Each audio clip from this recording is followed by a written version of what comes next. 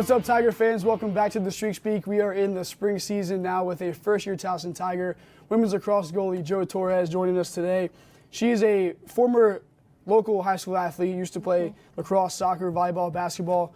What for you narrowed it down to playing college lacrosse? I would say, well, I moved here from Alexandria, Virginia, came to Maryland, didn't realize how lacrosse was like the hot spot. Yep. My sister picked it up. Okay. And you know, when your sibling does something, you want to do Yes, it too. yes. So I decided to stick with it, and it just came natural. Like, I played the other sports like for fun and stuff, Right. but lacrosse, I just loved it. It was Yeah. so easy. It was fun. The girls were great. Always was on a good team. Yep. So I just wanted to compete at the next level. And you obviously ended up as a goalkeeper from being a field player in years past. So what was that transition into being a goalkeeper? When did you finally decide that that's what you were going to do, and kind of who helped you with developing those skills? So I was about 6 or 7. Okay. Wasn't a gifted runner. So I decided, usually at that age, that's when you rotate in. So every Sure. player just goes into the goal. It was my turn. Had 3 saves in that game and never wanted to not play that position again. There you go. It was natural. There you go. And you spent your first couple years of your college career at Navy. What are some of the biggest lessons just on the field and off the field, because it's a different lifestyle kind of there, that you kind of learned and that you've carried with you throughout your career?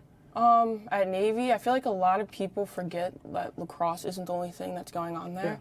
But I would say dedication. Like, everything that you do there, you had to do with 100%. If it wasn't 100%, you redo it until it's perfect. Yeah. Teamwork, getting to know everyone. I met so many people from all over the world. Sure. A lot of people, different people in my company, like, your guys are going through the suck together, so you have to rely on one another. So, like, the teamwork, leadership, you always had to get through everything. Everyone in the unit had to do something. Everyone had to do it right. Right. That would probably be it. Yeah. Leadership. And you talk about your sister, and she also played there for a couple of years. So kind of go into what that was like, being able to play with your sister Jaden, and what the rest of your family also means to you kind of throughout developing your career. So growing up, me and Jade were always close. Yeah. We did everything together. But when I got to college, like, we developed a different type of bond. Mm-hmm. I needed her to get through those 2 years. I had 2 years with her, and I needed her to get me through my first 2 years. And she was like my mom and dad combined. Yeah. I needed her, like, on the field. Like, she knew when I was struggling, she'd give me that look, and she'd be like, get it together. Like, she was always there for me. Even in lacrosse, she was always there. Outside of lacrosse, like, during the military stuff, like, school stuff, everything, she was always there for me, and I'm, like, so grateful for that. My mom and dad loved having both of their kids at the academy. My parents were both in the Air Force. My dad served 22, my mom served 10. So I grew up in that military like household. I was in a really structured lifestyle, so going in wasn't so difficult. So I got all the advice from them, but you're never gonna really understand until you're experiencing it. But I was really grateful to have Jade there for those 2 years. And obviously that advice is huge, and you kind of deal with that on and off the field. Who are some other idols or role models that you've modeled both in life and on the field? I would say my Navy coach there, Cindy Timshaw, she was my idol. She was Hall of Fame coach. Had a really good relationship with her. She pushed me when I was a freshman. She gave me that chance to get out there. I didn't play my first 3 games as a freshman. She came in there. She gave me a chance. Really, like, boosted my confidence. Really gave me that confidence to go out there and kill the 2 years I was there. Yeah, and then you obviously end up here as a Towson Tiger. And what kind of pieces of lifestyle here or people have kind of helped you adapt to being successful here too? Because you obviously had that first semester kind of off, not in season, learning your ways, and then kind of going into where you are now. I'm just really grateful that the team welcomed me, like, with open arms. I was really nervous coming in as a junior. Like, everyone has their friend groups, everyone has their friends. I walked in the locker room the first day, and everyone was like, "Jo, like, you came from Navy, like, oh my God, like, how was it? What was it like?" But I was really grateful for that. My roommates, Peyton, Paige, Hannah, and Riley, I moved in on a random weekend, and I became the roommate. I had no idea who they were. They really helped me adapt, because it's very different. I was in a structured lifestyle for 2 years. I was so used to all that stuff, and, like, having someone tell me what to do every single day. So they helped me, like, transition to, like, what normal life was kind of like, and where to go around campus, showed me my classes, stuff like that. So they really helped the transition. You jump in here on the field to a rather historically successful program, and we've seen it year in and year out. But what are some of the most valuable things you think you've brought, perspective-wise or experience-wise, that you've kind of added to the mix here at Towson? I think my leadership that I learned from Navy. I played my freshman, sophomore year at Navy, so I was a young player. Like, I was playing with juniors and seniors when I was a freshman, so it was pretty intimidating, but like, being a goalie, you're pretty much the quarterback of that defense. So everything that you call, everything that you see, you translate to your defenders. So I feel like my leadership, my communication style, I'm really like personable, and I know how to like talk to people and like make friends. So that stuff was pretty easy. But the team, it was probably my leadership and communication. Sure. And you kind of talk about that communication and working in tandem. I think a lot of people don't look at it the same way that you guys do as players. It's kind of hard to see from the outside looking in. So kind of go into what those relationships are like between the goalie and the defense and vice versa, and how they make each other successful, and what important things you do or they do to kind of help each other out. Yeah, so I think like on the team, like everyone has their own spot. Everyone has their own role. They do what they have to do on the team to make our team successful.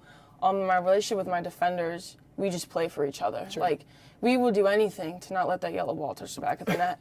But yeah, no, we do everything together as a team. When it's scored, we all come in, we all talk about it, which translates to the middies and the offense.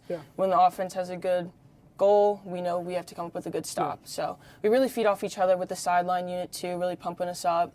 So everyone has their own place on the team, and I think that's what makes us very successful. And I've heard the men's goalie, Evan Long, talk about seeing shots that he wants to see, like giving credit to the defense. So kind of go into what that means for you too, and what kind of shots you like to see, or what kind of pressure you like to see that plays to your game, that you like to see the defense kind of put together for you. Yeah, so this year we're running a zone, so there will be open players at certain points, but our defenders, we work together to try to get the outside shots, because we have the 12-meter and the 8-meter. So we try to get them down the alley, because as a goalie, you know, like, you think in your head that they only have a certain part of the net that they can see, so it's a lower percentage to shoot it. So I really try to get them to push the girls down the alley instead of having like a hard drive down the middle. Sure. And being a goalie is so tough, because there are periods of really good and there are periods that can be really bad. So what are some of the things that you do to keep your mentality and keep your skills sharp throughout all those different experiences? So my sophomore year, we switched to quarters.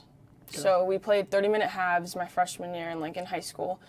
In sophomore year, we switched to quarters. And my goalie coach, Coach Meg Taylor, she kind of explained it to me like, win every quarter.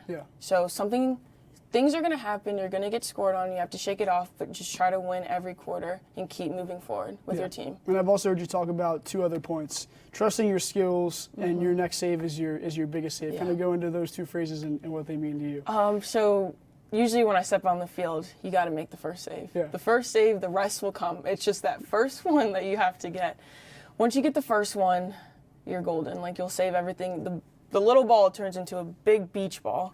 You see everything, but yeah, trusting your skills, because you have to react. Like, they're shooting, it's seconds, so you have to react. So just trusting your skills, and then next play, like when the goal, like, it hurts to go get the ball in the back of the goal, but you have to move on with life and you have to keep going, because you have so much more game to play. And you talk about those skills and developing them too. What are some of the drills or things that you've done or you've always done that you kind of attribute that gives you the ability to trust those skills that you've developed? So I usually go to Goalie Smith, which is like a little goalie coach training thing. Like, I try to go every Sunday, but my goalie coach has a good relationship with the Towson coaches, so he translates some of the drills that we learn at the Goalie Smith here at practice. So we have like our assistant, Kerrigan Miller. She comes out, she teaches us. We do a lot of hand-eye coordination, pretty much all hand-eye coordination. You have to learn how to juggle, partner juggle, and just stuff like that, like making the ball feel as big as possible. And being a goalie too, talk about the goalie room, because you obviously have multiple goalies on the roster, but it's the only position really that you're not getting subbed on and off. So kind of talk about the longevity of being in there for a whole game, and also kind of relationship with the other goalies to make sure you guys are all functioning at a high level at any given time. So Paws and Roy are like my best friends. Like, we understand each other. We know what it feels like. We do this position together. But I always tell them, like, be ready, because you never know what's going to happen.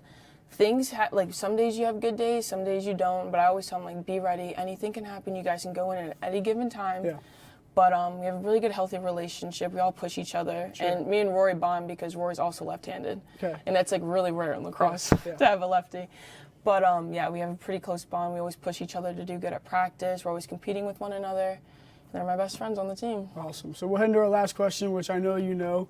What have you done today to make Taos Athletics a better place than it was yesterday? So today I woke up at 11, Okay. had film. We have a big game tomorrow. All right. So today my mindset was going in to prepare the team, give the team confidence, play a big game tomorrow. But like my parents always told me, any team can be beaten at any given time. So today I focused on making the defense, the middies, the attackers get confidence and have the confidence to go in tomorrow and win that game. Sure. Well, thank you for joining us, Jo. Looking forward to seeing you guys the rest of the year. Follow these girls as they continue into the postseason, and check them out this Saturday at home at noon against Stony Brook in a CAA Titan matchup. See you guys soon. Go Tigers.